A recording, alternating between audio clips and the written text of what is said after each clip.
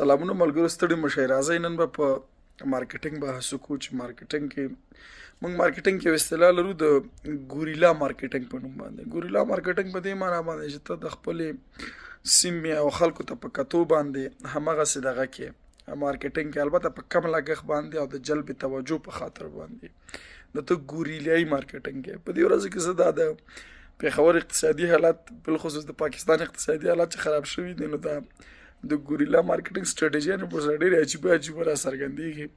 اوس ماښام مې یو ویډیو کتله نو د هندوانه راخلي په دې خپل سر یې وایي انډیواله دا په منډۍ کې چې کله دی داسې کولکټیو سیل کوي چې ډېر زیات یو دم خرڅ کړي نو دی د جلب توجه په خاطر باندې بیا دا کارونه کوي. خو هلته خپل شان ته کتل پکار دي، خپل صحت ته کتل پکار دي، خپل روغتیا ته کتل پکار دي، آډینس ته کتل پکار دي. صحیح ده چې په دې طریقه به ته مارکیټ کیپچر کې خو تا کېدای شي نور صحیح تاوانونه کوي. نو دا په مارکیټینګ کې یو قسم طریقه ده چې ته د جلب توجه کې په اصطلاح په کم مصرف باندې د خلکو پام ځان ته راوړی، خپل سیلز ډېر کړي. نو دې ته بیا ګوریلا مارکیټینګ وایي.